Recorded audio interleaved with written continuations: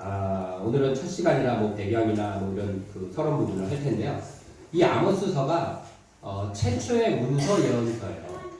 이게 무슨 말이냐면 성경에 보면 자기 이름을 달고 있는 예언서들이 있잖아요. 이사야, 예레미야, 에스겔, 호세야, 아모스, 요나 뭐 막 있잖아요. 그렇죠? 그 다니엘도 우리나라에서는 이제 예언서라고 하잖아요. 이스라엘 사람들은 다니엘 예언서를 안 하는데 어쨌든 이렇게 예언서들이 있죠. 자기 이름을 달고 있는 예언서들. 그 중에서 제일 처음 쓰여진 게 아모스서라는 거예요. 성경의 배열로는 우리 성경 앞에 호세아도 있고 이사야서도 있고 예레미야도 있고 에스겔서도 이 앞에 있어요. 우리 갖고 있는 성경책 배열은. 그러나 실질적으로는 아모스서가 제일 먼저 쓰여진 최초의 문서 예언서예요. 이게 왜 중요하냐면 그렇다면 이 아모스서 이전에는 예언자들이 있었어요. 선지자들이. 우리가 잘 아는 사무엘 선지자도 있었죠. 엘리야 있었죠. 엘리사 있었지. 나단 선지자, 다윗한테 막 했던 나단 선지자, 갓 이런 선지자도 있었는데 그 사람들 이름으로 책이 없잖아요. 그렇죠? 그런데 이 아모스부터는 문서 예언서가 시작되어갖고 그 이후에 무슨 이사야, 에레미야, 에스겔, 호세야 이런 모든 선지서가 아모스서 뒤에 쓰는 거예요. 그 말은 이 뒤에 쓰여졌던 고대예요. 지금부터 한 3,700, 800년 전, 2,700, 800년 전이면 종이가 없던 시대예요. 그렇죠? 글 하나 쓴다는 게 굉장히 문서가 있다는 건 굉장히 중요한 기준이 되잖아요. 이후에 모든 선지서들이 이 아모스서를 기준으로 해서 쓰여지게 된다. 이해되시죠? 왜냐하면 이사야가 이사야를 쓸 때 자기 앞에 책이 하나 있는 거예요. 책은 전 나라에서 한국에 있을까 말까 한 그런 귀한 보물이란 말이에요. 책이라는 것 자체가. 그 두루마리겠지만 그럼 그거를 분명히 참고를 하죠. 다녔죠. 그러니까 이렇게 아모스서가 최초다라는 얘기는 이후에 모든 선지서들의 기준이 되고 영향을 받는다는 거예요. 그리고 더 나아가서는 아모스서에서 얘기하고 있는 게 이후에 모든 선지서에서 얘기하고 있는 그 내용이라는 거죠. 그렇죠? 그래서 아모스서 보면은 되게 간단해요. 앞에 선포하고 뒤에 환상이 있어요. 우리 그 다니엘서도 보면 어떤 스토리가 있고 뒤에 환상이 붙어 있잖아요. 그렇죠? 그러니까 이런 게 비슷하게 간다든지 에스겔서도 환상 나오죠. 그리고 아모스서에 보면 이렇게 처음 시작을 이방 나라들의 심판부터 시작을 해요. 그리고 나서 그게 이스라엘 심판까지 이렇게 얘기를 하시거든요. 이전까지는 이방 나라에 대해서 심판을 선포한 선지자가 없었어요. 엘리야도 뭐 이방 나라 심판할 거 선포 안 해요. 사무엘도 이방 나라 이런 거 안 해요. 엘리사, 사무엘 그런 얘기 안 해요. 그냥 이스라엘, 남유다에 대한 이야기들만 하나님 말씀 전했는데 아모스부터는 그게 아니라 이방 나라에 대한 선포와 심판이 기록되기 시작했거든요. 근데 이 이후에 다른 문서 예언서도 전부 다 이사야서, 우리 에스겔서 전에 찾아 생각나나요? 에스겔서? 쭉 돌아가면서 이렇게 이방 나라, 이스라엘 딱 심판까지 오잖아요. 그러니까 이런 이야기 스토리가 예언서에 나오게 등장하는 게 아모스부터라고요. 그게 다 아모스서의 영향을 받았다는 거죠. 이해되시죠? 그만큼 아모스서가 중요해요. 그래서 아모스서를 잘 보면, 살펴보면 우리가 나머지 예언서들의 그 내용들도 우리가 더 알 수 있겠구나라는 생각이 들었습니다. 근데 중요한 거는 이 아모스서의 주제가 잘 알고 있듯이 정의와 공의입니다. 5장 24절에 나오는. 그래서 예언자들을 통해서 하나님이 하시려는 말씀은 궁극적으로 정의와 공의에 대한 이야기구나 라고 우리가 생각할 수 있어요. 그거에 대해서 알 건데, 살펴갈 것인데 우리가 이제 요 기간을 통해서 그런 것들을 생각해보고 또 바라볼 수 있는 그런 시간들이 되었으면 좋겠고요. 이 시기에 우리가 이 아모스서를 한다는 것 자체도 하나님께서 우리 진리하는 교회 또 이 시대에 우리에게 하시려는 말씀이 있다는 생각이 들었습니다. 네, 그래서 우리 한번 성경 공부하는 느낌도 좀 나고 그러면서도 설교적인 느낌으로 이렇게 해서 살펴보도록 하겠습니다. 여러분들이 아모스서를 공부한다라든가 알아간다라는 생각으로 잘 들으시면 최소한 구약 예언서 중에 아모스서만큼은 나는 아모스서는 알아 이렇게 할 수 있도록 되게 심플하거든요. 아모스서가 하시게 될 겁니다. 아모스서 알면 되게 대단한 거예요. 아모스서 아는 사람 잘 없거든요.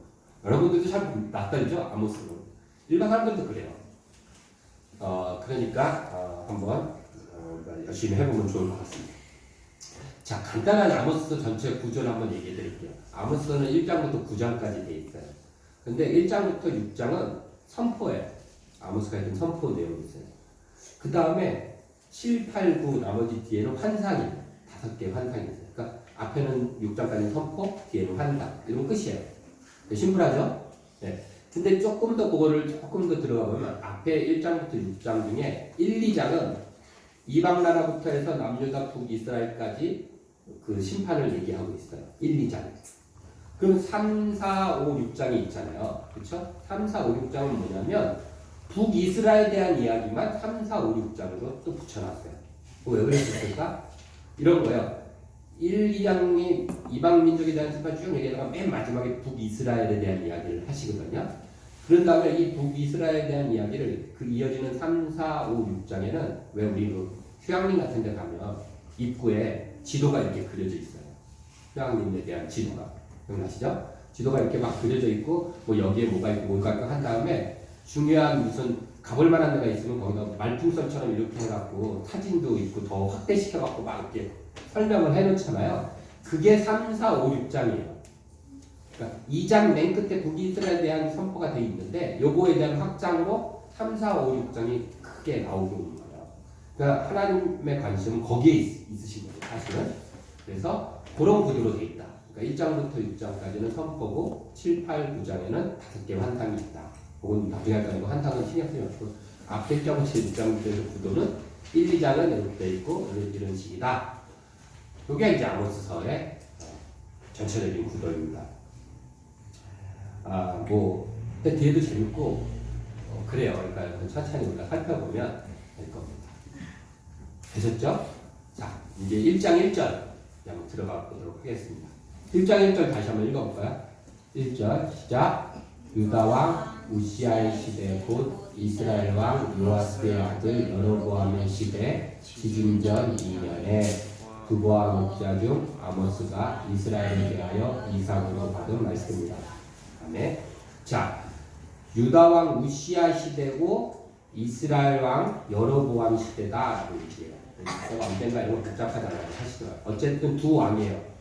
남북으로 나눠졌잖아요. 그렇죠? 이스라엘이 남북으로 나눠졌어요. 그런데 남쪽 유다에서는 우시아라는 왕이 다스리고 있었고 북쪽에서는 여로보암이 다스렸대요. 그렇죠? 이 여로보암이 2세예요. 여로보암 1세가 아니라 여로보암 1세가 아니라 여로보암 2세 때예요. 그래서 두 왕이 다스리던 시대인데 이 시대가 어떤 시대냐면요. 우시아 왕도 한 40년 통치했어요. 여로보암 2세도 41년, 그러니까 40년씩 통치하고 있던 시기예요. 양쪽에서. 그리고 두 나라가 서로 관계가 좋았을까요? 나빴을까요? 좋았어요. 우리나라 남북 평화무드처럼 좋았어요. 두 나라 관계도 좋았고 두 나라가 왕이 오랫동안 다스렸다라는 게 뭘 의미할까요, 여러분? 왕권이 세다는 거예요, 약하다는 거예요? 세다는 거죠. 독재 정권 오래 가잖아요. 이런 거예요. 그러니까 북도 그렇고 남도 그렇고 왕권이 세. 그런데 그때 당시에 이스라엘이 그래갖고 막 부강한 나라가 돼가지고요. 경제적으로도 발전했고 사회적으로 발전했어요. 그리고 영토도 솔로몬과 다윗 시대의 그 화려했던 그 영토를 처음부터 끝까지 다시 되돌려받고 확장했던 시기예요. 열왕기 하를 볼까요, 우리? 자, 한번 읽어봅시다. 시작. 이스라엘의 하나님 여호와께서 그의 종 가드 헤벨 아미떼의 아들 선지자 요나를 통하여 하신 말씀과 같이 여로보암, 이게 여로보암 2세예요. 이스라엘 영토를 회복하되 하마 너기에서부터 아라바 바다까지 하였으니 라고 되어 있어요. 그렇죠? 하마 너기에서 아라바 바다라는 게 그 다윗과 솔로몬이 그 가장 영토가 컸을 때를 다 회복했다는 거예요. 근데 중요한 건 이게 어떤 일이라고요? 하나님께서 예언하신 예언이 성취되었을 때. 하나님께서 선지자를 통해서 예언을 하셨어요. 이렇게 될 것이다. 근데 그게 성취됐을 때, 그러면 생각해 보세요. 예언이 성취됐으면은 은혜의 때예요. 뭐 어떤 때요? 은혜가 하나님의 은혜를 받은 축복의 때잖아요. 하나님이 예언을 성취해 주셨어요. 그래서 영토를 확장시켜 주셨단 말이에요. 그리고 경제적으로도 감사해요. 군사적으로도 괜찮아요. 거기다가 남북이 이스라엘 백성이라고 하지만 찢어져 있었던 그 남북이 서로 화해 무드로 되게 친해요. 태평성대 뭐 이런 거 어울릴 만한 이런 시기예요. 나라도 발전하고 부국강도 되고. 그런데 왜 그런 시기에 하나님께서는 하필 선지자를 보내서 그들에게 막 심판하겠다고 경고를 하실까요? 하나님의 예언이 성취돼 갖고 그게 막 이루어지고 국토가 넓어진 이런 시기라고요. 그냥 나라가 넓어진 게 아니라 예언의 성취라고. 우리로 말하면 기도가 응답된 거란 말이에요. 그런데 왜 거기 그렇게 해주시고서 거기 가갖고 이렇게 선포하라고 하실까요? 이게 첫 번째 우리가 고민해봐야 될 일인 거예요. 그렇죠? 그런데 표면적으로는 그렇게 보이지만 실질적으로는 조금 달랐습니다. 당시 역사 기록을 보면 이스라엘이 남유다도 그렇고 북이스라엘도 그렇고 사회 경제적으로 굉장한 변화의 시기였던 것 같습니다. 그런데 그러면서 어떤 일이 벌어지냐면요. 이 나라들이 발전하니까 무역을 하게 되잖아요. 그렇죠? 이웃 나라랑 무역을 하기 위해서 무역할 수 있는 물건이 있어야 될 거 아니에요. 그때는 무슨 공산품을 반도체를 만들 거예요, 자동차를 만들 거예요. 그럴 수도 없잖아요. 무역할 수 있는 물건은 뭐예요? 농산물이에요. 올리브, 포도, 곡물 이런 것들이에요. 그런 것들을 농사지어서 다른 나라에다 파는 게 무역인 거예요. 근데 나라가 발전해갖고 무역에 신경을 쓰기 시작한 거예요. 왕이. 그러니까 어떤 일을 벌이냐면 좀 더 잘 팔리는 물건을 좀 더 많이 생산하고 싶은 거예요. 왕의 입장에서는. 누구나 그러겠죠. 힘이, 그리고 왕권이 세. 그러니까 강제적으로 토지에 대해서 관리를 하기 시작해요. 중앙 관리들을 내보내갖고 여기는 여기 부평 여기 간서고구리 이 일대에는 포도만 지어. 딴 농사 하지 말고 하고 대량 다 시키는 거예요. 하고 포도 농사만 다 짓게. 원래 하나님은 그렇게 안 했어요. 근데 수출을 해야 되니까 여기 포도만 지어. 저쪽에는 올리브만 나무만 하는 거야. 이렇게 하는 거예요. 그리고 계속 포도 농사를 지게 하는 거예요. 그래서 그것을 위해서 그 목축도 마찬가지예요. 어디다가는 전부 다 몰아놓고 여기서는 너네는 양만 키워. 이런 식으로 관리를 하기 시작하는 거예요. 나라에서. 한번 볼까요? 그래서 이런 말이 있어요. 역대하 20장 9절 10절 한번 읽어보겠습니다. 우시아가, 이게 여기 말하는 우시아 왕이에요. 남유다. 우시아가 예루살렘에서 성 모퉁이 문과 골짜기 문과 성 구비에 망대를 세워 경고하게 하고 그 다음 또 광야에 망대를 세우고 물 운덩이를 많이 파고 고원과 평지에 가축을 많이 길렀으며 또 여러 산과 좋은 밭에 농부와 포도원을 다스리는 자들을 두었으니 농사를 좋아하는 자. 왕이 농사를 좋아하는 거예요. 이게 무슨 얘기예요? 나 농사 짓는 게 좋아. 난 크게 살리라. 이게 아니라 이렇게 관리해갖고 관리들을 보내갖고 전문적 농토를 만드는 거예요. 그럼 어떤 일이 벌어지냐면 그렇게 해서 생산된 것들을 가지고 수출하고 상인들이나 귀족들은 잘 먹고 잘 살아요. 그런데 이렇게 하다 보니까 어떤 일이 벌어지냐면요. 진짜로 농민들이나 일반 백성들이 필요한 음식은 뭐예요? 밀이나 그런 거잖아요. 근데 이걸 심어 안 심어? 안 심어요. 그러니까 이거 가격이 올라가요. 우리도 우리나라 쌀을 전부 안 심으면 어떤 일이 벌어져요? 큰일 나요. 쌀값이 지금보다 10배, 20배 올려도 사서 먹어야 돼요. 수출해서. 그래서 나라에서 농민들한테 쌀을 사주기도 하고 자꾸 심으라고 이렇게 하는 이유가 그거예요. 근데 이때 그런 일이 벌어지는 거예요. 그러니까 쌀값은, 그러니까 생필품, 생활에 필요한 것들은 가격이 올라가는 거예요. 그걸 내가 농사 지어서 그냥 내가 땅에서 수확해서 먹고 싶은데 나라에서 못하게 하는 거예요. 그러니까 농민들이 그거 비싼 것을 사기 위해서 점점 가난해지는 거예요. 일반 사람들. 그걸 걷어다가 상업을 했던 상인들은 돈이 축적되는 거예요. 그러니까 일반적으로 가난하니까 어떻게 해요? 땅을 팔아요. 그래서 그 땅들이 전부 다 그 대토지로 귀족들 땅으로 이게 추가가 되는 거예요. 그래도 모자라지니까 자기를 팔아 노예가 돼. 그것도 안 되면 일용직 근로자가 돼. 그래서 그냥 하루하루 바라도 받고 사는 거예요. 이런 빈부격차가 심해지기 시작합니다. 예전에도 잘 먹을 때도 있고 굶주릴 때도 있었어요. 그러나 그때는 어떤 시기냐면 흉년이 들어서 모두가 굶주리는 거예요. 하지만 하나님의 뜻을 잘 안 따라가고 비를 안 내리쳐서 그렇게 되는 거예요. 그리고 흉년이 들면 또 다 같이 잘 먹는 거고. 근데 지금은 어떤 놈들은 소수의 어떤 놈들은 배 떵떵하게 잘 먹고 6장에 가면 어떤 게 나오냐면 막 사과 코끼리뼈로 만든 침상에 넣고 대접으로 포도주를 마시고 값비싼 기름을 사갖고 몸에다 바른다는 거예요. 그 막 치장하고 골드크림 바르고 뭐 자기들은 막 먹고 좋은데 누워가지고 떡떡거리고 이렇게 산다는 거예요, 부자들. 그런데 가난한 사람들은 이런 식으로 하루하루 먹고 살 그 음식을 사기도 힘든 거예요. 가갖고 하루 일해 갖고 일당 뭐 예를 들어 10만 원 받았는데 쌀값이 한 그릇에 5만 원씩 하면은 이거 못 살잖아요. 그런 현상이 벌어지는 거예요. 그럼 갖다가 팔고 이런 시대가 되어버립니다. 그러나 나라에서는 그거에 대해서 전혀 신경 안 쓰고 더 수출 증대 잘 살아보세요만 외치는 거죠. 우리나라도 이런 시기가 있었죠. 잘 살아보세요면 모든 것들 그냥 다 통용된다. 그래서 기업들은 막 늘어주고 거기에서 노동자들은 20시간, 60시간, 70시간 일하면서 죽던지 하던지 신경도 안 썼던 시기에 이런 그러면 사람들이 어떻게 해요? 가난한 사람이 억울한 일 나오면 재판하잖아요. 그렇죠? 나 이렇게 억울하게 뺏겠습니다. 난 억울하게 돈도 못 받습니다. 상인들이 어떻게 하냐면요. 가난한 사람들한테 막 이렇게 썩은 곡물을 섞어갖고 팔아요. 근데 그래도 사야 되는 거예요. 거기다 저울 속이잖아요. 실질적으로 5kg인데 딱 저울에 올리면 7kg 이렇게 나오게 해갖고 파는 거예요.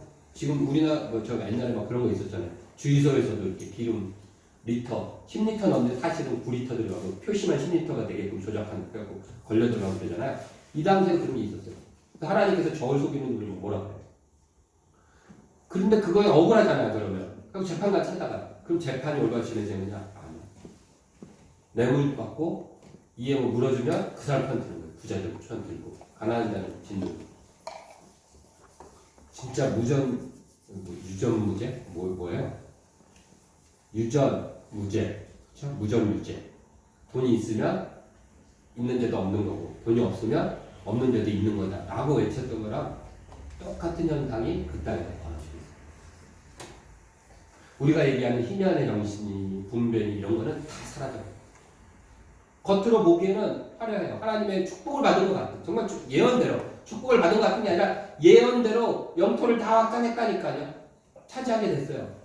그리고 경제적으로도 부강한 나라가 됐고 남북관계도 잘 좋아요. 그러나 실질적으로 삶에 들어가니까 그런 일들이 벌어지고 있었던 거예요.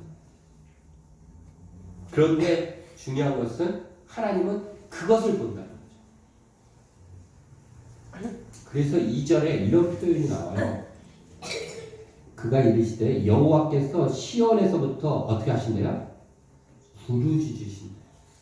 이 부르짖다라는 이 말은요. 사자가 이렇게 숨어 있다가 먹이가 이렇게 지나가잖아요. 그럼 그걸 덮치기 위해서 으르렁 걸고 하면서 달려든대요. 그때 쓰는 단어예요.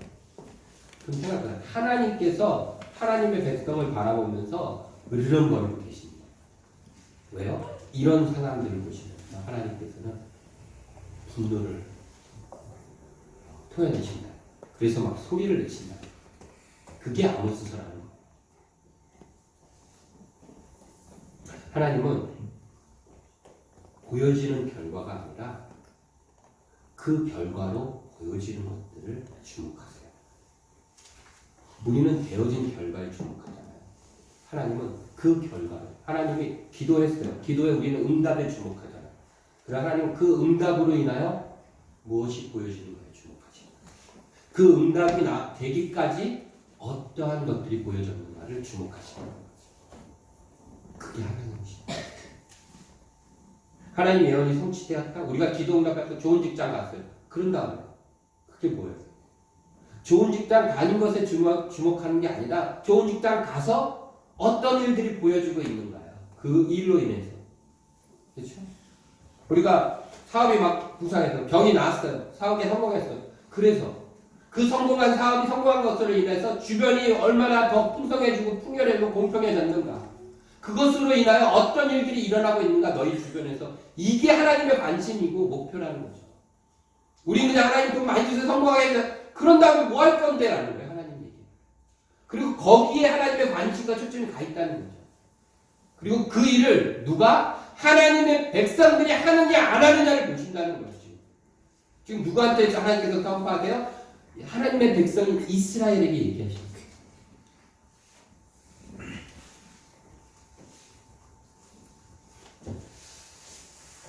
우리 교회가 걸어온 길을 이야기하면 사람들이 이야기할 때 사람들이 거기에서 뭐 은혜를 받고 또 이렇게 하는 모습들이 이유가 여기에 있는 것 같아요. 저는 생각해요. 우리가 이렇게 뭐 작은 교회지만 그래도 시간당 성경도 하고 이렇게 했으면 이 정도 걸어보면 누군가 성장도 해야 되지 않나? 하지만 그게 중요한 게 아니에요. 그게 보여지는 게 아니에요. 오히려 지금 이런 상태의 모습으로 한 발 한 발 걸어가는 것, 이 속에서도 여전히 끊이지 않고 하나님 앞에 우리가 할 수 있는 것들을 헌신하고 할 수 있는 남을 도울 때 돕고 펼치고 하는 것들이 그걸 통해서 주위의 사람들에게 보여주는 거죠. 하나님이 어떻게 일하시고 계시는지, 하나님 어떻게 역사하시는지. 그게 중요해요.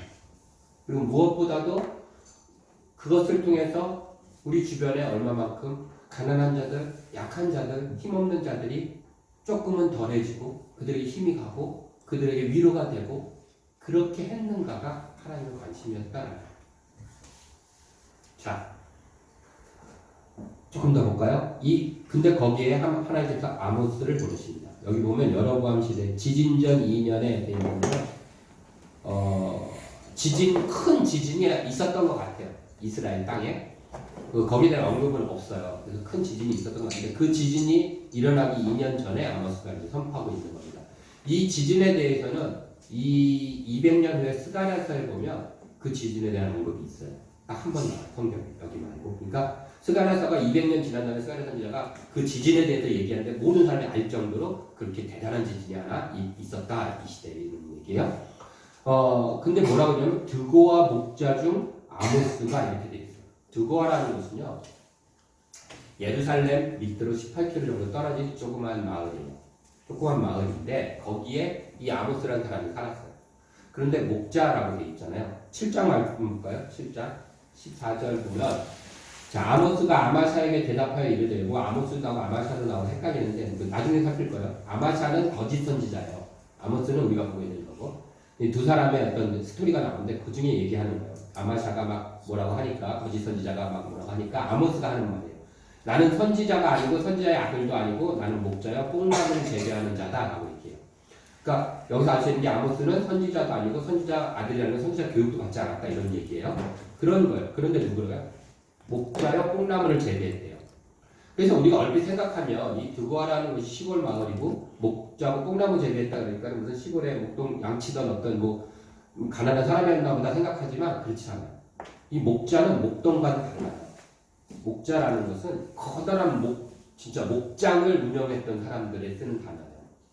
그러니까 굉장히 큰 목장을 운영했고 뽕나무를 재배했다는 것은 엄청나게 큰 과수원을 운영했던 과수원 사장, 그러니까 굉장히 잘 살았던 사람들입니다. 아모스는 부자들을 향하여 권력자들을 향하여 선포해요. 주로.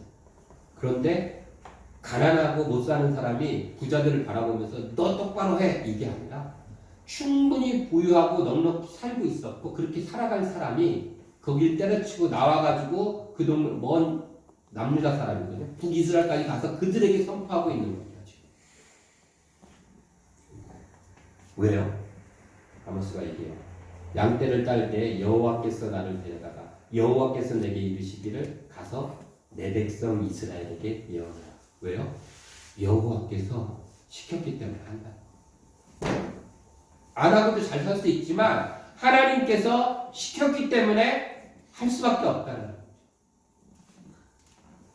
여기서 재밌는 건 하나님께서 그렇게 엉망진창 사는 이스라엘에게 뭐라 그래요? 내 백성이에요. 그렇게 착취하고 그렇게 하나님 뜻 안 듣고 사는데도 내 백성이에요. 그리고 선지자를 하나님께서 시켰으니까 하는 거죠. 아모스는 이런 생각 안 했을까요? 하나님 왜 저예요? 나는 선지자도 아니고 교육도 안 받았어요. 내가 무슨 선지자입니까? 예언자입니까? 난 농부잖아요. 그리고 나 이렇게 잘 먹고 잘 살고 있는데 이러면서 내가 하나님 잘 믿어 섬기면서 살고 있는데 왜 접니까? 라고 안 했을까요?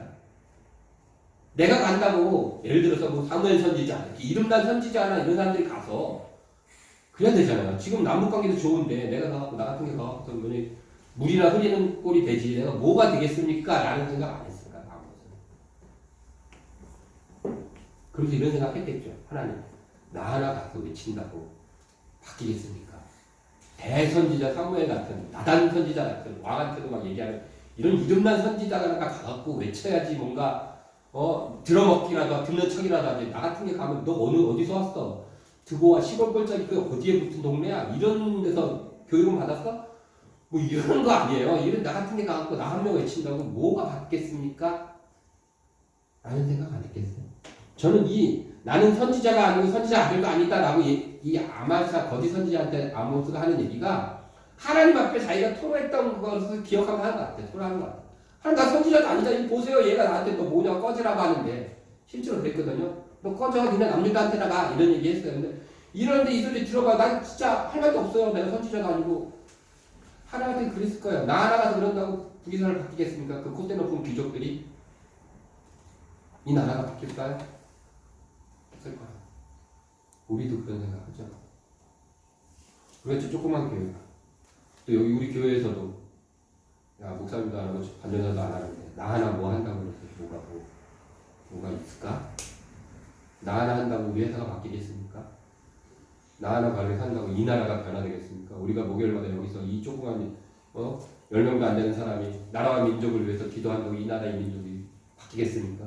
정의로워지고 공의로워지겠습니까? 라는 생각이 안 들거든요.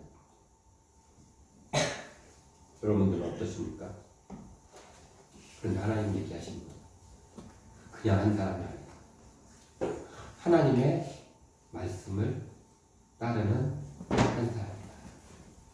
그러면 충분하다는 게 하나님의 말씀입니다. 선지자가 아니어도 된다. 영빨이 풍성한 말리사처럼 이런 불을 내리고 이런 능력 없어도 된다.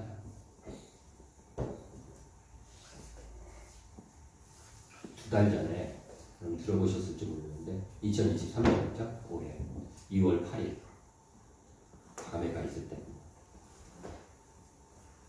켄터키 주의 에즈벨이라는 곳에서 엄청나게 더워졌어요. 오순절 성령 강림과 같은 일이 벌어졌어요. 실제로 어떤 일이 벌어졌냐면요. 에즈벌이라는 곳은 그 조그만 마을인데요. 한 마을 사람 전체 다 해봐야 6천 명. 우리나라 대형 교회 10,000명, 20,000명 교회도 있지 않을까? 한 교회 절반도 안 되는 거지. 6천 명이 많다면 많지만 한 마을이다 그러면 많은 건 아니잖아요. 그런 마을에 에즈버리 대학교가 있고 그 옆에 신학교가 있었어요. 근데 신학교가 아니라 대학교였어요. 대학교에서 2월 8일이 수요일이에요. 평범한 수요일날 낮에 채플 시간, 거기는 일반 대학교는 채플식이에요. 채플을 드리고 그리고 났을 때 사람들이 이제 다 돌아가서 학생들이 돌아가고 학교에 공부하러 강의실에 갔는데 채플실에 한 18명의 찬양팀이 남아서 뒷정리를 앉아 남아있었어요. 근데 이 찬양팀들이 돌아가질 않고 기도를 하기 시작했어요. 아무리 기도를 하는 거죠. 근데 이게 끝나질 않는 거예요. 그래서 찬양팀 리더가 가다가 그 얘기를 듣고 돌아왔어요. 그래서 19명이서 기도를 하기 시작했어요. 계속. 그냥 앉아서 강력한 아니에요. 그런 기도를 했어요. 그런데 이게 10분, 30분, 1시간이 끝나지가 않는 거예요. 걔들이 떠나고 싶은 마음이 없는 거예요. 거기가 너무 좋은 거예요. 그 기도가. 계속 기도하게 되는 거예요. 그러니까 그렇게 되니까 이 얘기가 점점 학교 사람들한테 퍼지기 시작했어요. 야, 계속 기도하고 있대, 몇 명이.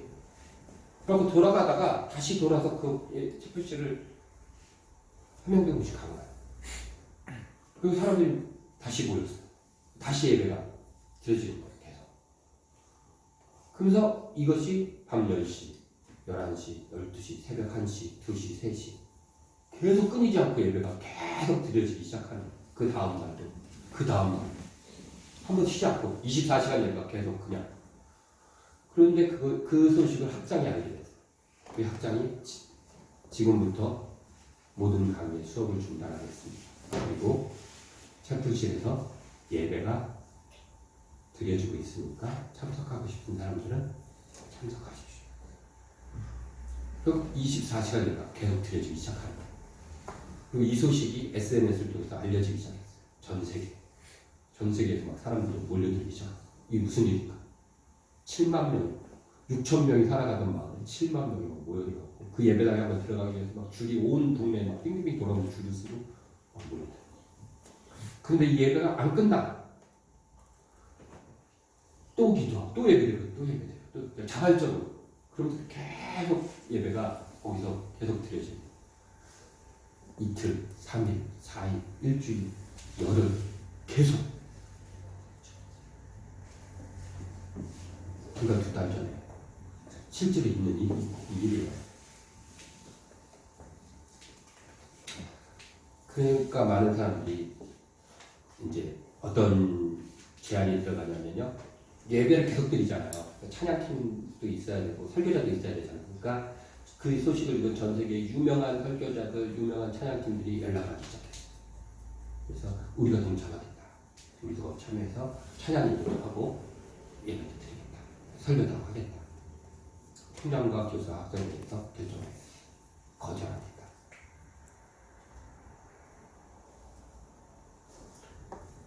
왜냐하면 우리는 이 일에 가능한 한 사람의 인위적인 방법은 사용하지 않기로 결정했습니다. 그 일이 일어난 게 무슨 막 모여가지고 구분합시다 해서 일어난 것도 아니에요. 계획해갖고 뭐 합시다 하는 게 아니라 그냥 평범한 어느 날이었는데 평범한 한 소수의 몇 명의 학생이 뭐 리더도 아니고 그냥 학생들이 앉아서 기도하기 시작했는데 그런 일이 벌어지고 나중에 들어보니까 그 찬양 리더였던 사람이 이런 얘기예요. 밥도 먹기 싫고 물도 마시기 싫고 화장실도 가기 싫고 그냥 거기 계속 있고 싶더라고요. 마치 베드로가 변화당해서 여기가 조수다오니 막 이런 거랑 똑같은 느낌인 거죠. 그리고 그 안에서 그룹 그냥 자연스럽게 모여 앉아가지고 뭐 강대상이나 이 바닥이나 그룹 모여 앉아서 자기들끼리 기도하고 거기서 죄의 고백을 하고 서로 위로 기도하고 치유하고 이런 일들이 그냥 일어나는 거예요. 누가 막 1조, 2조, 3조 막 나눠서 하고 이런 게 아니라 목회자들이 나눠서 그걸 인도한 게 아니라 자기들끼리 그냥 그러면서 놀라운 일들이 일어난 거죠. 그래서 이게 2월 8일부터 2월 24일까지 일어났는데 사실은 계속 갈 수도 있었어요. 그랬는데 24일 이 예배들이 전 세계에서 모여들었으니까 계속 갈 수 있었는데 그러다 보니까 마을에 이 치안이 문제가 된 거예요. 사람이 너무 많이 오니까 이게 2주 이상 흘러버리니까 마을이 막 엉망진창이 되는 거죠. 정상적인 생활을 못하는 마을 사람들이 그리고 다칠 위험도 있고 그러니까 어쩔 수 없이 중단을 합시다. 그랬고 멈춥니다. 안 그랬으면 지금까지도 계속 드리고 있었을지도 모르겠다.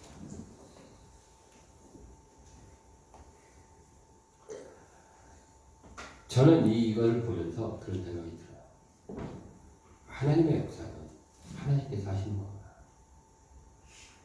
우리가 계획하고 뭐 대형 많은 자본이 투자되고 많은 뭐 인력이 투자돼서 하는 게 아니다라는 거죠. 소수의 몇 명의 아이들이 그 학생들은 뭐 그런 걸 계획하고 했겠습니까? 그냥 앉아서 하나님 주신 마음대로 기도를 더 하고 싶으니까 기도 더 한 거고 찬양하고 싶으니까 찬양 더 한 거예요. 오순절 성령 강림 사건 때 500명이 모였잖아요. 그 사건 성령이 강림하신 이후에 베드로가 벌떡 일어나고 설교를 하고 3,000명이 들어왔어요. 이때 몇 명의 학생들이 무릎 꿇고 기도했을 때 7만 명이 모여들었어요. 그 속에는 나는 지금까지 예수를 안 믿었는데 또 예수 믿다가 난 떠났었는데 다시 하나님으로 돌아온다 라고 고백했던 사람들도 많이 있었다는 거죠. 그 놀라운 일들이 어떻게 해요? 몇 명의 사람들이 하나님께서 하나님께서 오늘 이 시대에 저와 여러분들 이 진리라는 교회를 세우시고 또 이 설교를 함으로 여러분에게 들려지는 것은 이 한 사람이면 충분하다라는 것입니다. 하나님 그를 통해 하나님의 역사를 이루어가실 것입니다. 우리 진리라는 교회가 이런 일들을 감당해 줄 수 있는 우리 모두가 되었으면 좋겠습니다. 기도하겠습니다.